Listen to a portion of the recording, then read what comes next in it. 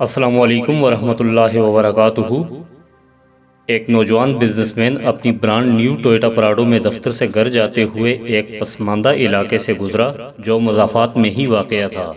اچانک اس نے ایک چھوٹے بچے کو بھاگ کر سڑک کی طرف آتے دیکھا تو گاڑی آہستہ کر دی، مگر اس دوران اس نے بچے کو کوئی چیز اچھالتے دیکھا۔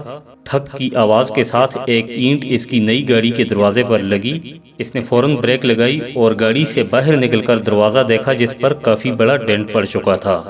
اس نے غصے سے ابلتے ہوئے بھاگ کر اینٹ مارنے والے بچے کو پکڑا اور زور سے جھنجھوڑا اور دھاڑنے لگا، اندھے ہو گئے ہو، یہ کیا کیا؟ اس نقصان کے پیسے کون بھرے گا؟ میلی کچیلی شرٹ پہنے بچے کے چہرے پر ندامت اور بے چارگی کے ملے جلے تاثرات تھے اور کہنے لگا، سائیں، یہ اندازہ نہیں تھا کہ اس طرح کرنے سے اتنا نقصان ہوگا۔ بہرحال میرے پاس اس کے علاوہ کوئی چارہ بھی نہیں تھا۔ میں ہاتھ اٹھا کر بھاگتا رہا مگر کسی نے گل نہیں سنی۔ اس نے ٹوٹی پھوٹی اردو میں کچھ کہا۔ اچانک اس کی آنکھوں سے آنسو ابل پڑے اور سڑک کے ایک نشیبی علاقے کی جانب اشارہ کیا۔ ادھر میرا ابا گرا پڑا ہے، بہت وزنی ہے، مجھ سے اٹھ نہیں رہا تھا، میں کیا کرتا سائیں؟ بچے کی بات سن کر بزنس مین کے چہرے پر ایک حیرانی آئی اور وہ بچے کے ساتھ ساتھ نشیبی علاقے کی طرف بڑھا تو دیکھا ایک معذور شخص اوندے منہ مٹی میں پڑا ہوا تھا اور ساتھ ہی ایک ویل چیئر گری پڑی تھی۔ ایسا دکھائی دے رہا تھا کہ شاید وزن کے باعث بچے سے ویل چیئر سنبھالی نہیں گئی اور نیچے آ گری، اور ساتھ ہی پکے ہوئے چاول بھی گرے ہوئے تھے جو شاید باپ بیٹا کہیں سے مانگ کے لائے تھے۔ بچہ کہنے لگا، سائیں مہربانی کرو، میرے ابے کو اٹھا کر کرسی پر بٹھا دو۔ اب میلی شرٹ والا بچہ باقاعدہ ہچکیاں لے رہا تھا۔ نوجوان بزنس مین کے گلے میں جیسے پھندا سا لگ گیا، اسے معاملہ سمجھ آ گیا اور اپنے غصے پر ندامت محسوس ہو رہی تھی۔ اس نے اپنے سوٹ کی پرواہ کیے بغیر آگے بڑھ کر پوری طاقت لگا کر کراہتے ہوئے معذور شخص کو اٹھایا اور کسی طرح ویل چیئر پر بٹھا دیا۔ بچے کے باپ کی حالت غیر تھی اور چہرہ خراشوں سے بھرا پڑا تھا۔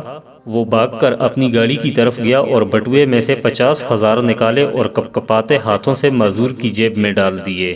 پھر ٹیشو پیپر سے اس کی خراشوں کو صاف کیا اور ویل چیئر کو دھکیل کر اوپر لے آیا۔ بچہ ممنونیت کے آنسوؤں سے اسے دیکھتا رہا اور پھر باپ کو لے کر اپنی جگی کی طرف چل پڑا۔ اس کا باپ مسلسل آسمان کی طرف ہاتھ اٹھاتے ہوئے نوجوان کو دعائیں دے رہا تھا۔ نوجوان نے بعد میں ایک خیراتی ادارے کے تعاون سے جگی میں رہنے والوں کے لیے ایک جگی اسکول کھول دیا اور آنے والے سالوں میں وہ بچہ بہت سے دوسرے بچوں کے ساتھ پڑھ کر زندگی کی دوڑ میں شامل ہو گیا۔ وہ پراڈو اسی بزنس مین کے پاس مزید 5 سال رہی، تاہم اس نے ڈینٹ والا دروازہ مرمت نہیں کرایا۔ کبھی کوئی اس سے پوچھتا تو وہ بس یہی کہتا، زندگی کی دوڑ میں اتنا تیز نہیں چلنا چاہیے کہ کسی کو اینٹ مار کر گاڑی روکنی پڑے۔ اوپر والا کبھی ہمارے کانوں میں سرگوشیاں کرتا ہے اور کبھی ہمارے دل سے باتیں کرتا ہے۔ جب ہم اس کی بات سننے سے انکار کر دیتے ہیں تو وہ کبھی کبھار ہماری طرف اینٹ بھی اچھال دیتا ہے، پھر وہ بات ہمیں سننا پڑتی ہے۔ ہم جہاں ملازمت، بزنس، خاندان، بیوی بچوں کی خوشیوں کے لیے بھاگے جا رہے ہیں، وہیں ہمارے آس پاس بہت سی گونگی چیخیں اور سرگوشیاں بکھری پڑی ہیں۔ اچھا ہو کہ ہم اپنے ارد گرد کی سرگوشیاں سن لیں تاکہ ہم پر اینٹ اچھالنے کی نوبت نہ آئے۔ اگر آپ کو یہ ویڈیو اچھی لگی ہے تو اسے لائک کر دیجئے، اگر چینل پر نئے ہیں تو اسے پلیز سبسکرائب کر دیجئے۔ والسلام۔